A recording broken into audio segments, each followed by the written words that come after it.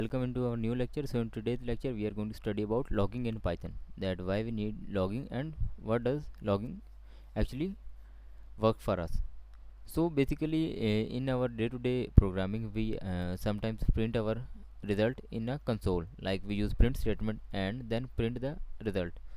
So let me just show you that we are going to call a print here, and I want this print to print that this is a print statement. Now if we run it, we can see that it will print the statement on the console. So basically next time when we are going to run this console, then again this output would get vanished, and next time when we will run it, then the next statement would get printed. So basically it is not saving the data. Like each time if we change the print statement, then that print statement will get executed here and it will be printed on the console, but this statement would get removed. So for that purpose we use logging. So logging basically stores our uh, console data. Like if we are working on a production ready apps and we are deploying our application in the production, so we have to keep track of all the activities of our application, like is there any issue coming or is there any error. So if we are just printing it on the console, then those consoles would get cleared. But what if we create a file and save our all the console statements in our that file, so that in future we can investigate those files to get understanding about the status of our application. So for that purpose there is a built-in module in Python which is logging. So we are firstly going to import that. For that we are going to use import statement and then the name of our module, and we are going to import logging module. So now this logging will will log our all the information in a file. So how can we create a logging file? So for that we are going to call a module name. So our logging dot, now we have to do the basic configuration of our logging file. So we are going to do basic configurations. Like in basic configurations we have to pass the name of file, like we have to pass the file name, then the level of the configuration, then handlers, and there are lot of other things which we can pass. So firstly we are going to pass the file name. So we are going to take file name is equal to, and then we have to pass the name of file. So the file would be like test.log. Now this .log extension will tell that this is a log file, and then we are going to use comma to separate, and then we have to define the level. So at like what would be the logging level, that what type of information it is going to log. So let us just take here info level. So logging dot info now. So now we had set our logging level to info, and let me just run it. We can see that it executes successfully. And now if we check it here, so we are going to see that we have our file created test.log. You can see that this is our file generated here.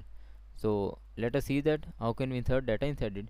So we are going to use logging dot info, and then because this is our login level, so in that login level we have to pass our information.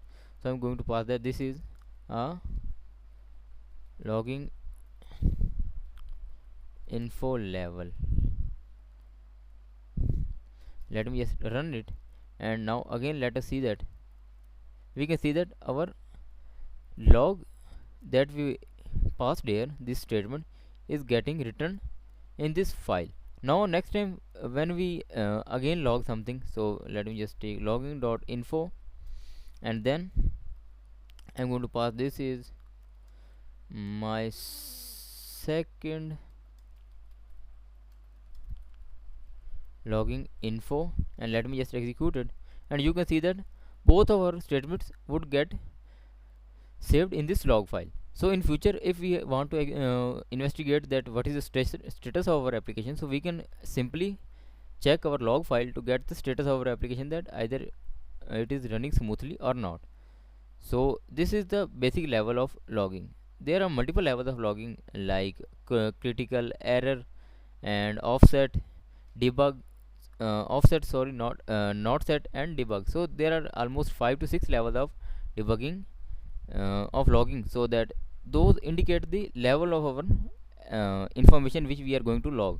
that dot error will define the error, dot critical will define that this is a critical information. So those are different levels of logging. Here we have defined info log, like this is the level of logging, that is information. So here we are just telling the user about some information, we are just informing him about some information. So here we are going to write our logging level. So let me just take logging level here. So our first logging level is not set, not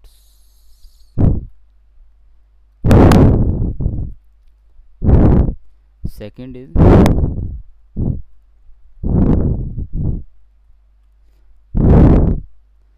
debug,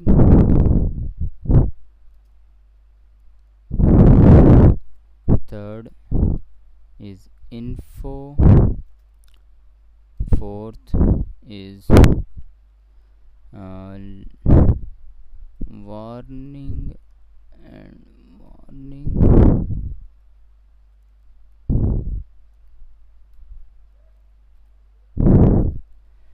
fifth is error, and sixth is critical. So these are basically 6 level of logging which we use in our logging file. So basically they define the level of our logging, that at what level this statement stands for. So there is a key point here, that the logging level which we set up here, then all the logging levels which are after that logging level will get printed. All the levels above that logging level would not get printed. Like let me just show you that now we had set our logging level to info. So if we want to log dot debug, so it will not save that data in our log file. So I am going to take logging dot debug, and now let me just pass here, this is a debug file, and let me just execute it. So integer object is not callable dot, let me just debug, and now if we check it, so you can see that it has not printed that statement for us, because our logging level is set to info, that after the info all the other errors which are after that info would get printed, but before info the other levels will not get printed in our log file. So what if we want to print this, like let me just take logging level. Now this time we are going to take warning, so dot warning, and now in this if we print that this is warning level, let me just execute it. So we can see that this is got printed in our log file, this level is warning. So now we can see that the level which we set, after those level what other levels are, they would get printed, but before that level those would not get logged in our log file. So let's just see that if we take level as logging dot error, and this is an error, so now that would got logged in our log file. So we had got a basic idea about that what are the levels of logging and how we can log different types of errors or logs in our log file. Now let us see that we are going to choose the last logging level, logging dot critical, so that I can also show you that that would get saved in a file as well. So this is a critical message, and now let us run it. So you can see that it got logged in a log file. So there are multiple other ways which we can store, like the formats. what if we want to store the time, like at what time this level of error or log happened. So for that purpose, let us just take another file. So logging dot basic configurations, and let me just take the file name here. So file name is equal to, and then we have to take the file name. So I'm going to take this test1 dot log, and then we are going to set the logging level. So we are going to take level logging dot, this time we are going to set debug level. So we can also print the debug statement as well, and then we have to set the format. So we are going to set the format here. For format, we are going to pass string and then percentage, and then we have to store the time here. So asc time, and then s, so s stands for string, and again percentage, and message, and then again s, that we want to store our time as a string and message as a string as well. So let me just execute this statement, and we can see that our test where our test1 file is yet created or not, test1 dot log. So let me just execute it. Let me just close our last logging. So logging dot shut down, let me shut down, and let me just create this. So why it is not creating, why it is not creating. So file name, everything is not log.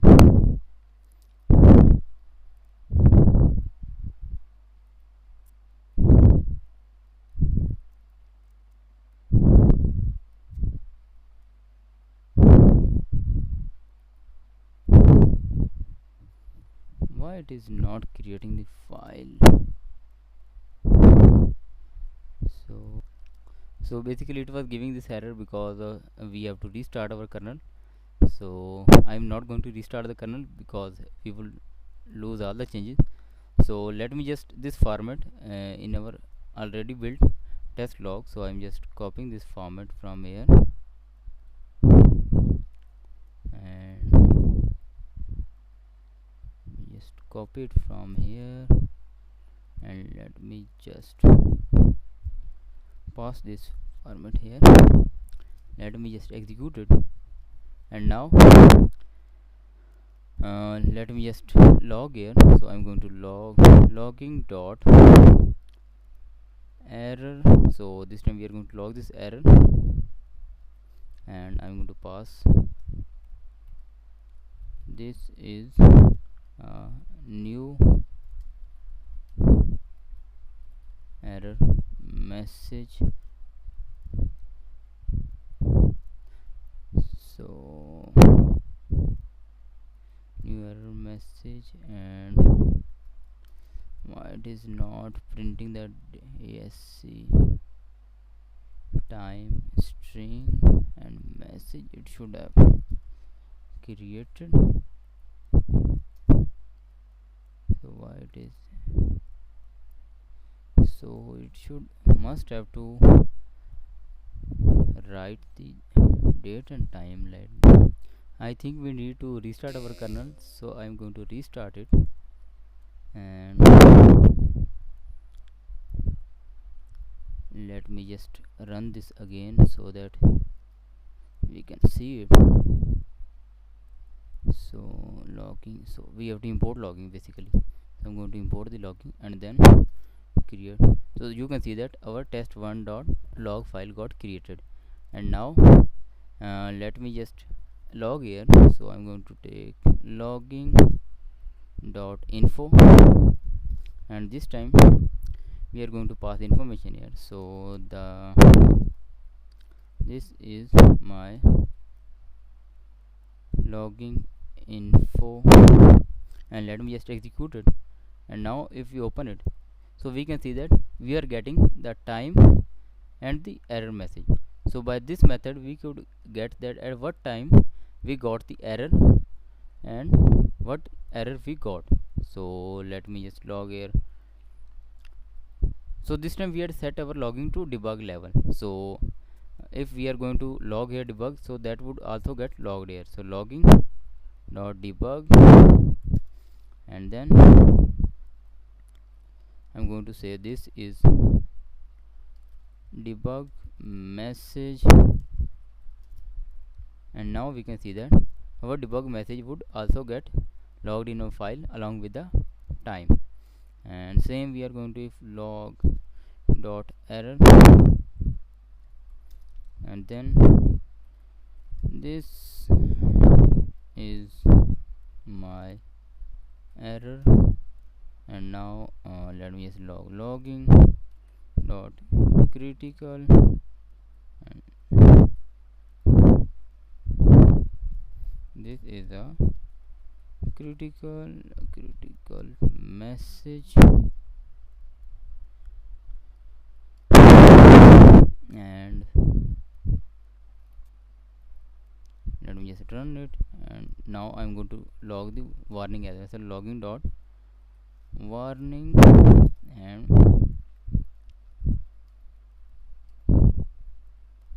this is a warning message, and now we can see that all those would get logged in our log file.